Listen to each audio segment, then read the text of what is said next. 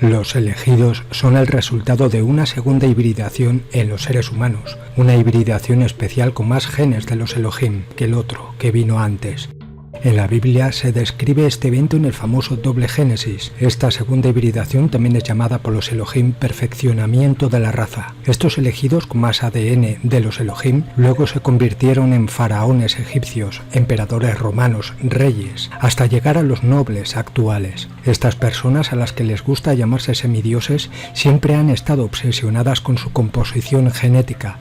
De hecho, los faraones egipcios incluso llegaron a utilizar el incesto como matrimonio entre hermanos para no diluir su sangre azul, es decir, no diluir sus genes reales.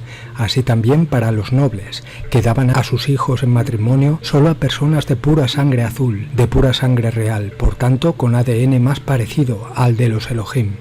Incluso en la Biblia leemos que los Elohim ordenaron a los elegidos hacer matrimonios entre hermanastros para no diluir el ADN. En Génesis 20:12 leemos: además, en realidad es mi hermana, la hija de mi padre, pero no la hija de mi madre, y ella se convirtió en mi esposa. Ahora estos matrimonios consanguíneos ya no son manifiestos como en el pasado, sino que continúan más discretamente. Es sobre la base de esta sangre azul, también llamada sangre real, que los elegidos siempre han reclamado el derecho de mando y soberanía hacia otros seres humanos, diciendo expresamente que siendo ellos con más genes que dioses, o Dios, según el periodo histórico, tenían derecho a gobernar y ser servidos por toda la humanidad. De este hecho se dice comúnmente mandar por derecho divino. La hibridación significa que los Elohim alteraron un ADN ya existente para formar una población esclava, mientras que en la segunda hibridación alteraron el ADN para formar una élite de poder que podían maniobrar entre bastidores y al hacerlos esclavizar al resto de la población de manera oculta. Sobre el tema de la sangre azul, muchos de los medios de la corporación argumentan que los nobles tenían la piel muy clara, a diferencia de los plebeyos y los campesinos, que estaban continuamente expuestos al sol y no se lavaban. Y eso, por lo tanto, según la explicación del sistema, ya que la piel muy blanca de los nobles dejaba entrever bien las venas azuladas.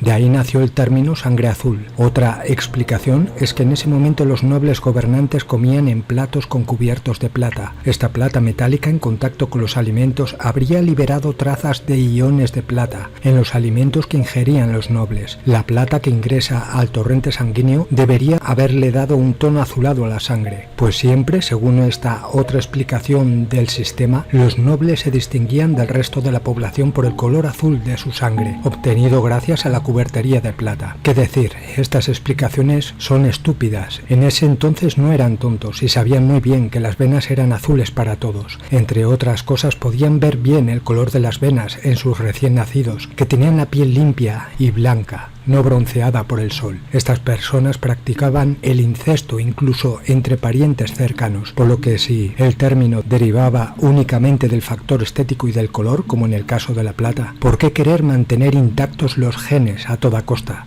Es decir, mantener puro el ADN y la sangre hasta el punto de que sus hijos se aparen incestuosamente, haciéndolos incluso casarse entre hermanos, como en el caso de los faraones. Si esta sangre se obtenía comiendo con cubiertos de plata, habría sido suficiente para los nobles hacer que sus hijos comieran con cubiertos de plata sin recurrir al incesto. Es obvio que lo que les interesaba era mantener la genética pura de esa sangre, del ADN. Además, el término que se usó no solo fue sangre azul, sino que, como bien he explicado, también se usó el término sangre real, y este término no se puede explicar de ninguna manera con esos cuentos de hadas del sistema. Es increíble, los principales medios de comunicación siempre tienen alguna explicación loca que la masa se traga regularmente. Esta sangre azul les dio superioridad sobre los demás y por lo tanto querían y tenían que mantenerla pura. En el pasado, los elegidos, para controlar a las masas, usaban la religión del sistema. Con ella esclavizaban al humano y siempre gracias a ella conseguían matar, con la excusa de lo demoníaco, a todo aquel que tuviera un pensamiento espiritual diferente al que ordenara el sistema. Han logrado crear una población borrega y sumisa gracias a dogmas e inquisiciones. El cristianismo, por ejemplo, no es otra cosa que la religión sumeria con otros nombres, y así también todas las demás religiones, que no son otra cosa que la misma religión que Sumeria, pero con diferentes nombres.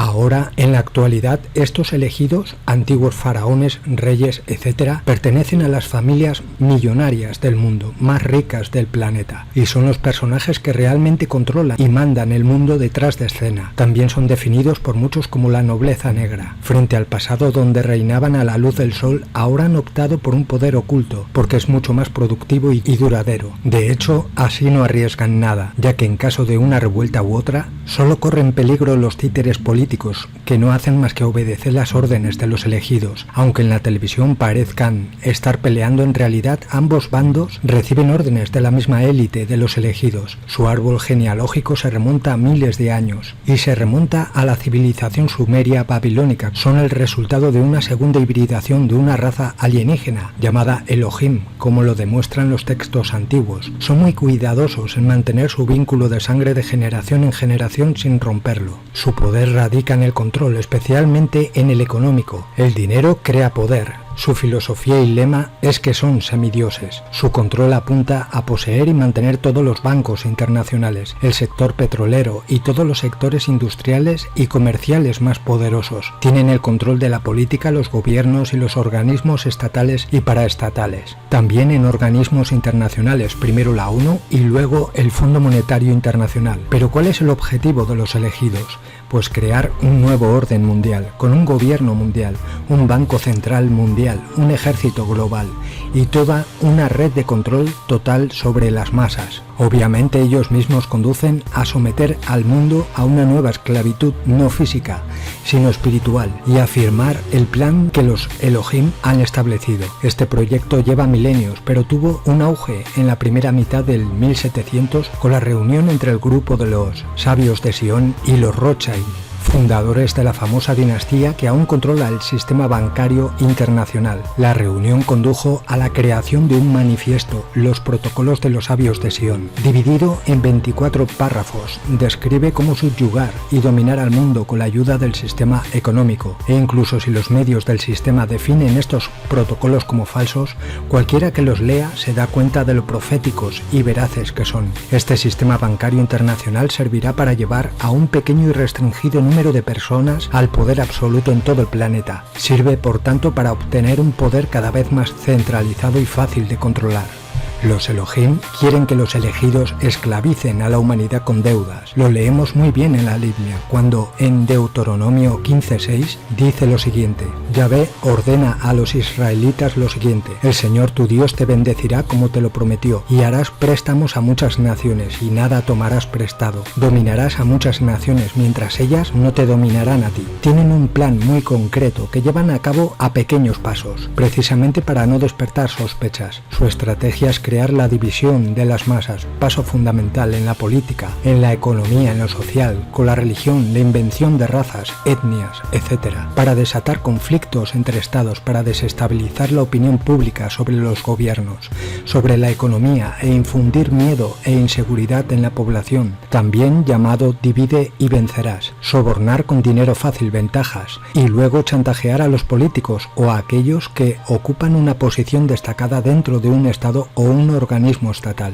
Elija al futuro jefe de Estado entre aquellos que son incondicionalmente serviles y sumisos. Tener el control de las escuelas desde el jardín de infancia hasta la universidad, para garantizar que los jóvenes talentos se dirijan a una cultura internacional y se conviertan inconscientemente en parte del sistema. Adoctrinar a la población sobre cómo se puede y no se puede vivir, cuáles son las normas a respetar, los hábitos, costumbres, etc. Infiltrarse en cada decisión importante, mejor a largo plazo, de los gobiernos de los estados más poderosos del planeta. Controlar la prensa, la información en general, creando noticias falsas, emociones falsas, miedo e inestabilidad. Acostumbrar y mantener a las masas a vivir de las apariencias y a satisfacer solo su placer y materialismo, para llevar a la sociedad al más absoluto vacío y superficialidad. En esta etapa, el humano ya no tiene una sana espiritualidad, así que para mantener tal estado de decadencia, de confusión, de agotamiento, hacen que las masas reaccionen buscando un protector o benefactor a quien se sometan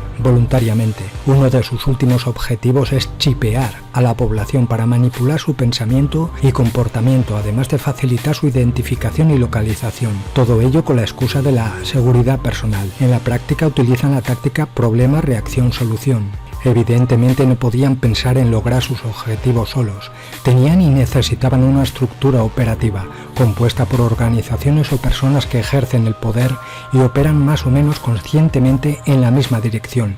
Su estrategia se basó en dos pilares: el poder del dinero. Crearon y controlaron el sistema bancario internacional, la disponibilidad de personas de confianza obtenida a través del control de sus sociedades secretas.